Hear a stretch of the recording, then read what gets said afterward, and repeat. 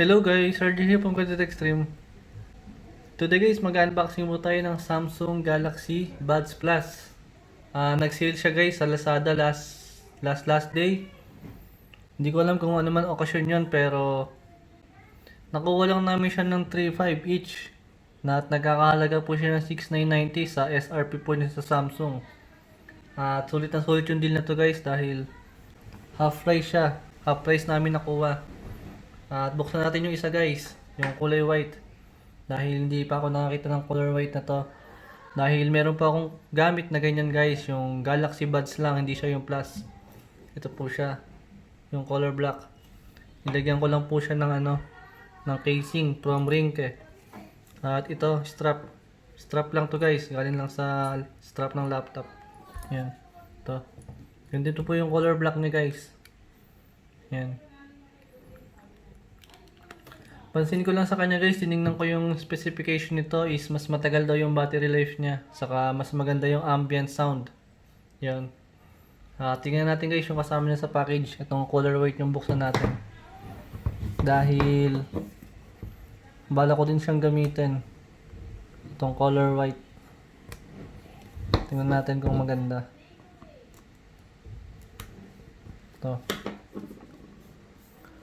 Naubo siya agad guys. Nung nakita lang namin to, halos 2 piraso na lang. Kaya binili na namin. Ito.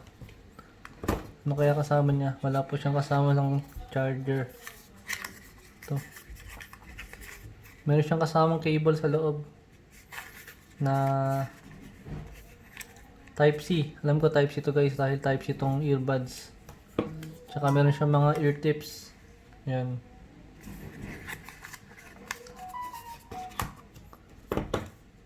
Tingnan natin tong buds guys. Ito.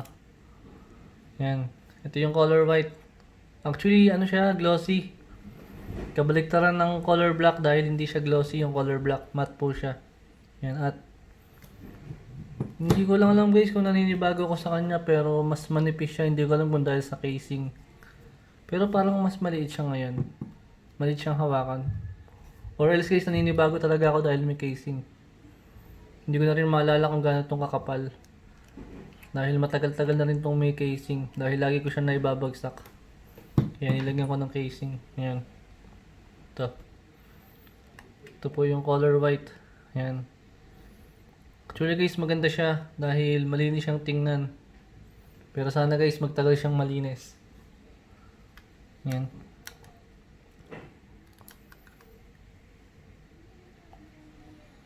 Ito yung color white guys na Galaxy Buds Plus. Nagustuhan ko agad sa kanya guys is yung ambient sound niya. Pagka kunyari nag-headset tayo or may kausap, pwede nyo na po siyang hindi tanggalin dahil meron lang kayong pipindutin sa kanya. Sa settings dito sa cellphone niya, maririnig nyo rin po yung kausap niya habang nakikinig kayo ng music. Yun po yung kagandahan sa kanya. Yun, at dahil perfect din to katambal ng aking personal phone na Note 10 Plus guys. Dahil pagka malolobat siya, papatong lang to sa likod ng cellphone. At mag-charge na po siya. Yun po yung isa sa mga features pa niya. Then to, I think magkamukha lang naman sila ng itsura. Magkamukha lang sila ng itsura guys. Tingnan ko lang yung isa, yung black. Ito. Halos same na same lang po siya. Hindi naman siya nagkaiba. Yung kulay lang saka yung pinaka battery life niya mas matagal daw pong malobat. Itong Buds Plus. Yun. At ayos na ayos to guys dahil nakuha namin siya sa murang presyo. Sa halagang 3.5 sa Lazada. Nagulat lang kami nung nakita namin siya kaya binili na agad namin. Then, yun lang po guys yung aking quick unboxing ng Samsung Galaxy Buds. Sa mga naghahanap dyan ng wireless na earbuds, I think perfect to. Pero guys, may kamahalan lang siya. Dahil nagkakalaga siya ng 6,990, almost isang low budget na cellphone ngayon. Kaya parang hindi rin siya advisable bilhin.